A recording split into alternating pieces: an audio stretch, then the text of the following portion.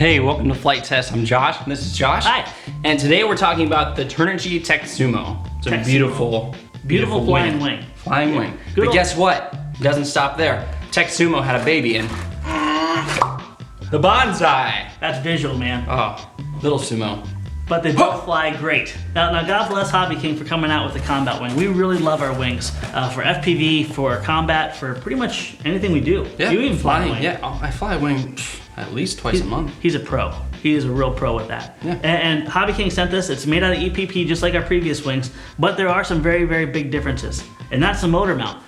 The motor mount is designed beautifully, and the reason being is rather than a top surface glued mount where it just kind of comes right out the top surface, they had a laser cut motor mount that actually cups around the whole entire wing. So when this guy's pushing down, it physically pushes against the whole entire wing. You don't have to worry about your hot glue coming loose and your motor flying up. It's an even push. It's a nice even push, and it pushes on the whole entire wing. Doesn't do anything adverse to the plane. Now there's some other changes we did. What's that? Servos. Talk about servos. Yes, we put the servos on the top this time, not the bottom. We originally put them on the bottom, and Hobbyking actually gives you these little wedges in the kit that'll kind of guard the servo rods.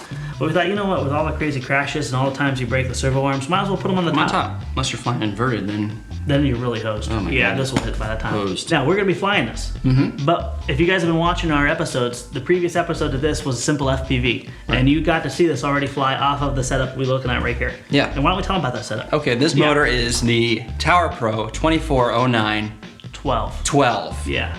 And it spins around At 1600. 1600 times a second No. a year. 1600 kV. Right. Kilovolts. Oh, per volts, yeah. Per volts. Thousands of RPMs per volt. thinking We had that in time. the previous one too. Right, Yeah. exactly. It was pretty good. So 1600 kV rating. It's not matched. No, it's not matched. It's not matched with our speed control. No, we have a 30 'cause amp it's rated push. for 25 amps. 25 amps. Yeah. Now here's the weird thing. We pushing actually a put little the bit. proper prop on it. And it calls for an 8.6 prop that it can use. But when we measured the amperage, it was like, what, 33? 33 amps. Yeah. And that's obviously beyond the motor capacity and also our speed control. But being it's a plush, and being that we've had probably, I'm guessing, Chad, 12, 15 flights out of this bad boy, it's working great. But So- you're gonna burn through it a little bit faster than this guy. Probably. Yeah. Probably burn through a little bit, but the performance we get, I think we're off of the 3-cell setup, we're clocking about 71 miles per hour, which is really respectable for a 3-cell setup I respect it. on a wing like that. You respect it? I do. And speaking of battery, why don't you show them what we did to it? We totally took it out. We just hogged it left out. Yes, we did. It's not even in there. We're not using a battery on this one. Yeah. This None- one is flying on ghost power. Happy now? There she is. Diva there. Sheesh. This wasn't originally designed to hold a 2200 milliamp battery. We actually hogged it out, and there's a good reason for that. With putting the bigger motor on the back, we had a lot more tail weight. Well, if we're gonna be consuming more amps and everything, might as well put a bigger battery in the front to balance it out. And the 2200 milliamp battery did perfect. It balanced out really, really nice. It still glides really nice too.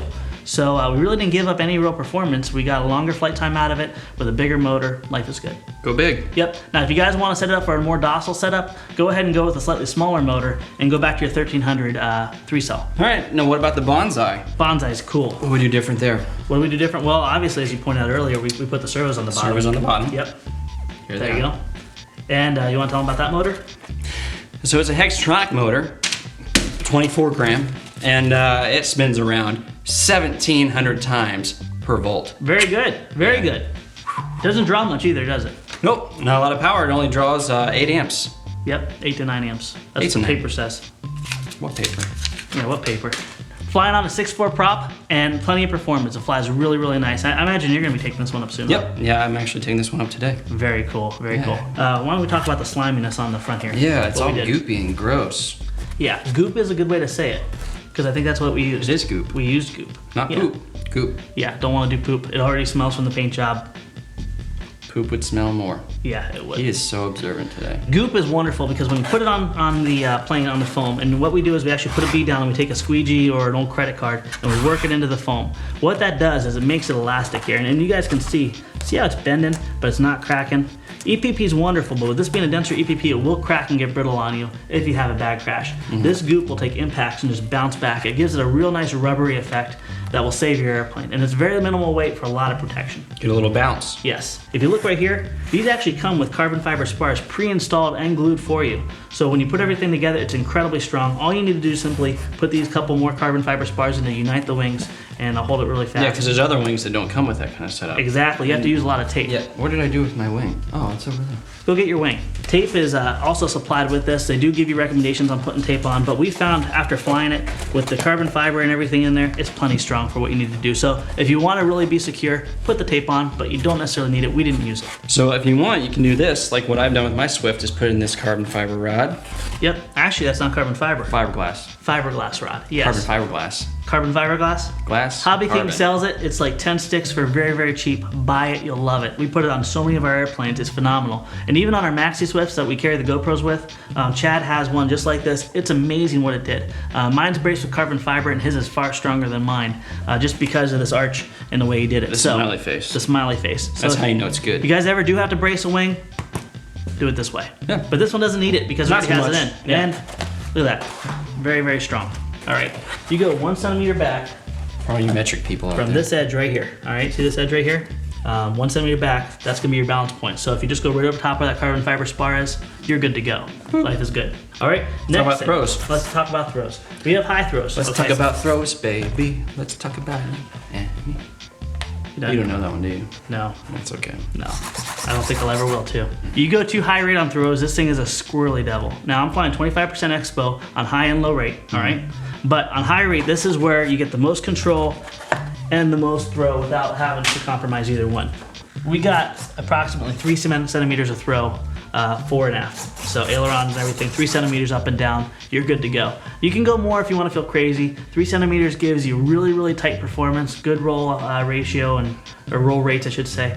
And you can also fly all different speeds and still maintain control with that. So what about the Bonsai? Is it the same or is No, so the different? Bonsai is not the same. It has its own CG and own throws. Right, because it's smaller. Because it's smaller, yes. So why don't we talk about CG first? Okay, sure. All right, sound good? Back part of this cavity is the nice part for the CG. You know what, my hands are nasty, why don't you do it? Right here. Yeah, there you go, perfect. Balance it right there, life will be good, I promise you this. Okay. All right, throws, Let's measure them. let's measure them. We got approximately 1.5 centimeters. It's about half. About half, yep. About half of our sumo. All right, high rates are 15 millimeters, Okay. and then low rates, go ahead and go half of that. Half of that, which Yeah. is 7.5, 8. 7.5, 8. Yeah. Yeah. Yeah, have fun with it. We knew 25% expo will be a nice starting point, depending on your flying. Go ahead and move it from there. Okay. All right, We go fly? let's go fly. All right. All right, this one's powered up. I'll give it to you. Okay. I'll grab I got this the one. baby. You take the mommy. You got it. All right, Okay, let's put these guys to the let's test. do it. You know, I feel good about this. This is the first time we're both flying in a review. Really? It's kind of cool, yeah. Oh. We've done competitions, but Mhm. but this is both flying. So this is like Two it's not planes. mean-spirited this time. Yeah, Cool. there's no goals to outdo anyone. Yeah. Just have fun. Well, you always have those goals. Let's go. Let's do it. All right.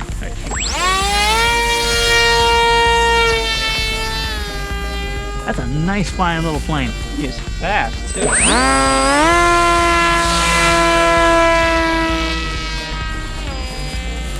We're already getting a reading here.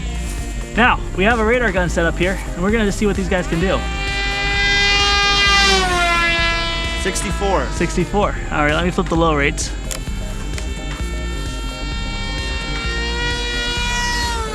There we go. 39. Yeah, that's not all she can do. That's me being timid. 60.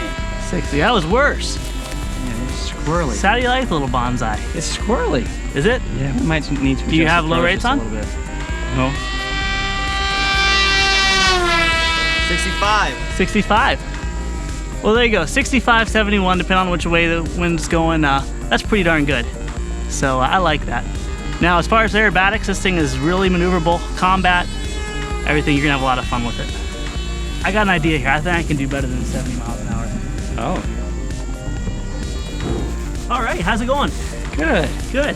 Now, 64 is the best I could do today. I want to do a little better, and a lot of guys wrote up the 6.4 prop and a 4-cell with this motor was amazing. So went it back and I put an 1800 4-cell in there, a 6.4 prop. Let's see if we can get over 64 miles an hour.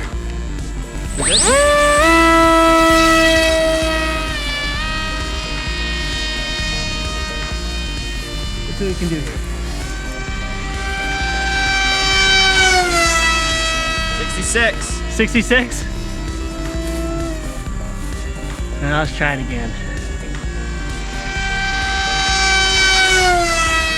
66. Oh!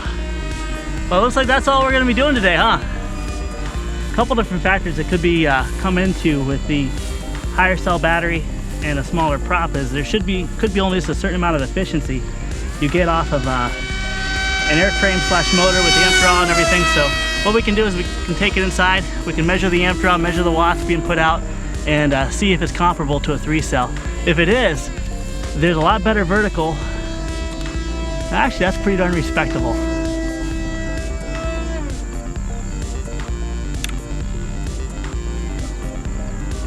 Is that close? All right, well, basically we have two setups on this big guy. We had a 3-cell 2200 swinging an 8.6 prop, and that was drawn roughly 33.8 amps at full throttle. So with this smaller prop, 4-cell, let's see, go ahead and see what's more efficient. Sound good? Sure. All right, we got the HK101 right here. Pop it in there. Pop it in there. We're gonna go ahead and go to watts. All right, we got it right there. Up to 275 and 19 amps. 19 amps. Yeah. We have two setups. One with a 4-cell setup and one with a 3-cell setup with a bigger prop. And The 4-cell hold less. Yeah, A lot less. we had the same speed, mind you. We roughly mid 60s, Right. but less amp draw and less watts, but still the same speed. Right. So that's That's pretty probably the darn better good. way to go. Yeah, this could be the way to go. I'd say either way would be great, but now you guys know and you can pick it. You can pick it. Yep, you can do it. Okay, well, I want to thank you guys for watching. Thanks Hobbyking for sponsoring this episode and making the bonsai and, its papa, the Tek Sumo. The Big Daddy. And they're pretty cool. Yeah, they're really cool. Durable. Yeah, very durable. They can handle some crack ups. I'd definitely recommend doing the goop trick that we talked about. Goop poop, and yep. You'll have a good time with it. All right, Absolutely. well, thank you guys for watching, and make sure you keep subscribing. Yep. We'll talk to you later. Tune in next time. All right. Josh Bixler, that was the first time I ever met him. He was super cool, and we just got down to shooting and just did it. And watching the first episode now, there's a little bit, you can tell there's a little bit of awkwardness between me and Josh, but it wasn't really that bad. Like we just started doing it, we started shooting, and it just worked really well.